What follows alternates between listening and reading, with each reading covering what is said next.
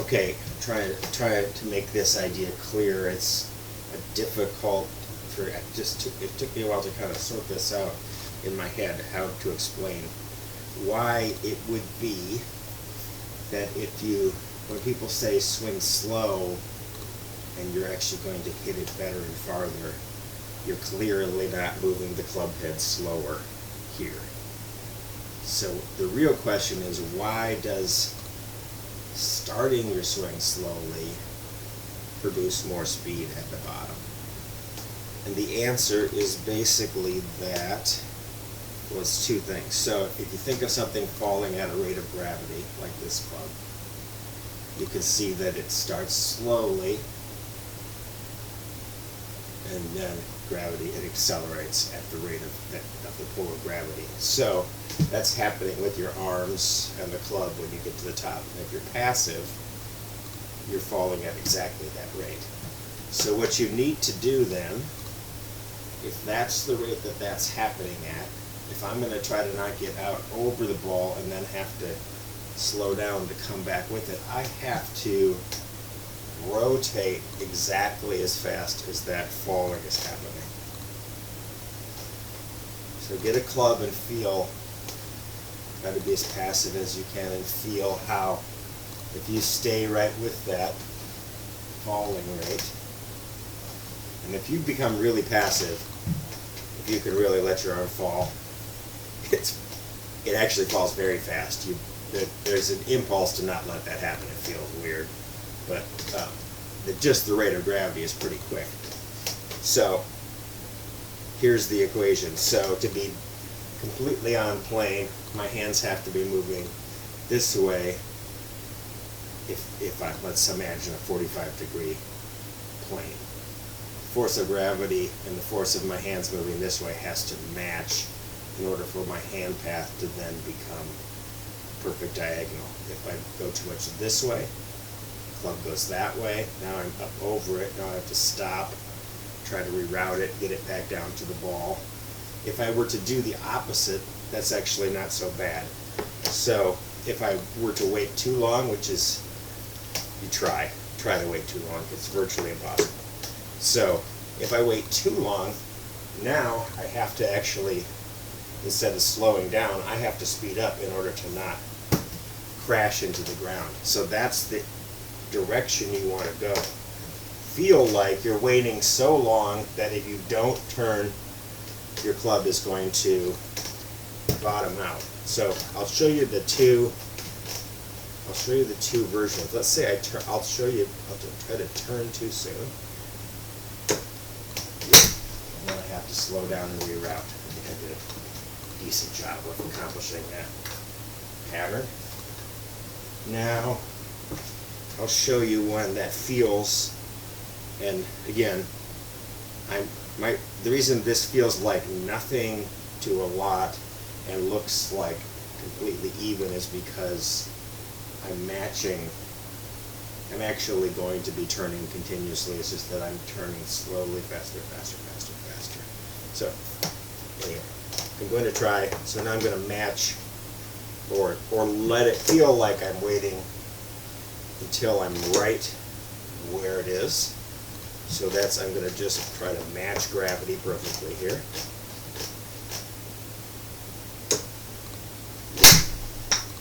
Pretty good. So there I've matched gravity perfectly. Or, as perfectly as I know how to do. And now I'm going to take it the other direction. I'm going to try to let the club fall until I absolutely feel like I have to turn for it not to just come crashing into the ground. So this is the drill you want to work on. See how long you can let it fall, and because almost nobody does this too much this way, just go to as extreme as you can get for this. So I'm going to try to let it fall as long as I can. And you'll see I didn't exactly speed up there because I intended to speed up. My intention was to hit the ball, and I had no choice.